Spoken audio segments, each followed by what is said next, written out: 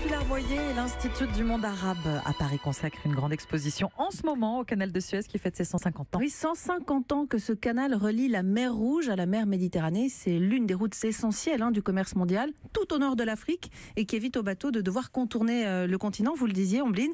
Et c'est Diane Chenouda qui nous accompagne ce soir. Bonsoir Diane. Bonsoir Sophie. Alors les enjeux autour de ce canal de Suez ont toujours été immenses et encore aujourd'hui. Le long des 200 km qui relient Port Saïd à Suez. Diane, ça arrive pas à tout le monde. Vous avez navigué sur le canal. Et oui Sophie, je vous emmène d'abord du côté d'Ismaïlia. 700 000 habitants, c'est l'une des 3 villes du canal, à mi-chemin entre Port Saïd et Suez. Alors je vous embarque sur le canal à bord du petit bateau qui sert à accompagner les pilotes égyptiens sur les navires, car il faut savoir que seuls les Égyptiens ont le droit de conduire ces mastodontes des mers, parfois longs de 400 mètres, une fois qu'ils sont sur le canal pour des raisons évidentes de sécurité.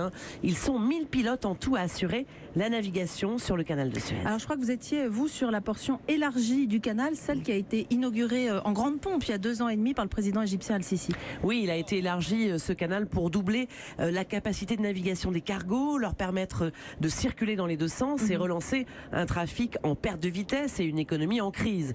Et ce jour-là, figurez-vous, le jour de l'inauguration, Jack Lang était présent, d'où l'idée de cette exposition qui nous fait revivre l'épopée du canal de Suez, des pharaons à nos jours, en passant par Venise, Napoléon, Ferdinand de Lesseps, qui a réalisé le canal. Une histoire qui nous fait remonter 4000 ans en arrière. Alors à certains endroits, le canal fait maintenant jusqu'à 300 mètres de large, et sur une portion, il a carrément été doublé. C'est comme une autoroute à 2 voies, séparée par une montagne de sable. On y croise d'immenses cargos chargés de containers. Ça peut aller jusqu'à 240 000 tonnes de marchandises. Wow. C'est vraiment impressionnant quand on y est, je peux vous dire. Écoutez Ashraf, qui était notre guide. Le nouveau canal, c'était pour éviter l'attente. Parce que l'attente du canal, c'était entre 11 heures jusqu'à 24 heures. Ça pouvait rester. Et là, ça fait longtemps d'attente. Avec le nouveau canal, là, il n'y a plus d'attente du tout. Oui, alors les navires, en effet, ont gagné entre 7 heures et 12 heures selon les sources. Bref, on gagne du temps et donc évidemment de l'argent. L'objectif pour l'Égypte, c'est de doubler le trafic d'ici 2022, de passer de 60 navires par jour actuellement à 120. En 2015, le canal rapportait à l'Égypte 5 milliards d'euros de recettes. Et avec le nouveau canal, évidemment, elle espère en récolter le double. C'est ça. Et pour les Égyptiens, est-ce que ça change leur quotidien ou pas ? Alors, il est sans doute encore trop tôt pour le dire, Sophie. Pour l'instant, les Égyptiens n'en voient pas vraiment les bénéfices, comme en témoigne ce jeune cadre sceptique. On ne ressent pas les effets pour l'instant. Et tout le pays est divisé à propos du canal. Ses partisans pensent que ce projet sera source d'énormes revenus dans le futur et que le canal de Suez sera comme un territoire avec sa logistique, la maintenance des usines et donc que ça créera beaucoup d'emplois, d'opportunités pour les jeunes, beaucoup de devises étrésorières aussi. Et puis d'autres, comme l'opposition, estiment que ça n'est pas le moment en Égypte maintenant, car on n'a pas d'argent, on survit. Et donc, c'est pas le moment de dépenser des milliards de dollars pour un projet dont on sentira peut-être les effets dans longtemps. Et on ne sait pas quelle va être la situation de l'économie mondiale. Le trafic du canal dépendra totalement du commerce et de l'économie. Or, là, les échanges mondiaux font yo-yo. Alors, on l'entend, l'élargissement du canal ne fait pas l'unanimité. Mais voilà, c'est comme ça. Alors, on quitte Ismaïlia, Diane, et étape suivante, Port Saïd, une autre ville fondée lors de la création du canal de Suez. Oui, c'est vraiment la ville d'entrée du canal de Suez, Port Saïd, au bord de la Méditerranée, avec sa vieille capitainerie, même nombre d'habitants qu'Ismaïlia, une belle ville, avec un patrimoine très riche, comme le confirme Flore Bernier, c'est la directrice de l'Alliance française à Port Saïd. C'est une ville qui est très peu polluée, ou en tout cas beaucoup moins que le Caire et Alexandrie.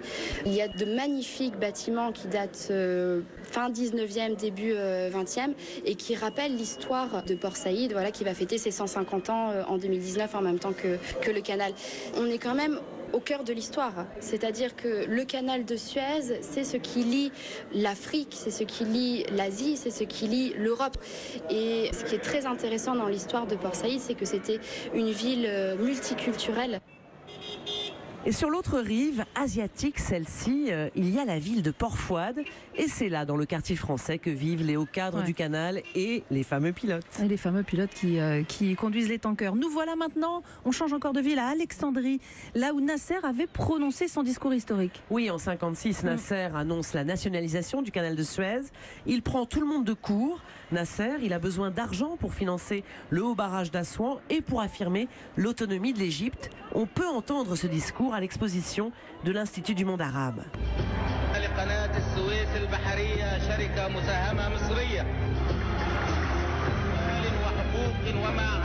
La foule est en liesse, on l'entend, ouais. Toute l'Égypte est dans la rue, elle acclame Nasser, car il faut bien comprendre que le canal devient alors le symbole du nationalisme arabe. Mais la donne a changé, Sophie. À l'époque de Nasser, il n'y avait que 22 millions d'Égyptiens. Imaginez-vous que maintenant l'Égypte compte 100 millions d'habitants. Ouais, c'est énorme, dont 20 millions au Caire. Et cette densité de population se concentre sur 6% du territoire seulement. Alors, pour désengorger une capitale asphyxiée, le pharaon Sissi, si j'ose dire, fait construire une nouvelle capitale en plein désert, la nouvelle capitale administrative de l'Égypte, à mi-chemin entre le Caire et Suez. Écoutez Claude Mollard, c'est l'un des commissaires de l'exposition. Tout ça, ça se développe dans une Égypte qui, pour la première fois dans son histoire, conquiert quoi? Son désert. Et donc, c'est pas le Far West, c'est le Far Est. L'Égypte se développe du Caire vers le canal et du Nil vers le canal, en installant entre les deux une nouvelle capitale. 6,5 millions d'habitants, c'est pas rien. Oh, c'est pas rien, 6,5 millions d'habitants. Cette nouvelle capitale devrait être 7 fois grande comme Paris, m'avez-vous dit, Diane. Ouais. Elle vise aussi à rapprocher le Sinaï du reste du pays. Absolument, Sophie. D'ailleurs, plusieurs tunnels sont en construction sous le canal de Suez, car il y a de grands projets de développement touristique au Sinaï, dans le sud. C'est donc toute une région qui bouge en ce moment autour du canal, même s'il y a des voix qui s'élèvent contre tous ces milliards dépensés, alors que la priorité serait plutôt d'investir dans la jeunesse, la santé, l'éducation, des secteurs encore aujourd'hui délaissés. Oui, il y a une grande pauvreté en Égypte et on entendait tout à l'heure effectivement le scepticisme de ce jeune cadre que vous aviez pu interviewer. L'épopée du canal de Suez, c'est une expo à découvrir à l'Institut du monde arabe jusqu'au 5 août. Elle voyagera ensuite en octobre au musée d'histoire de Marseille, puis au Caire. Et il y a même une BD qui sort pour l'occasion. Merci beaucoup Diane pour ce voyage. Avec plaisir, Sophie. À bientôt dans les carnets.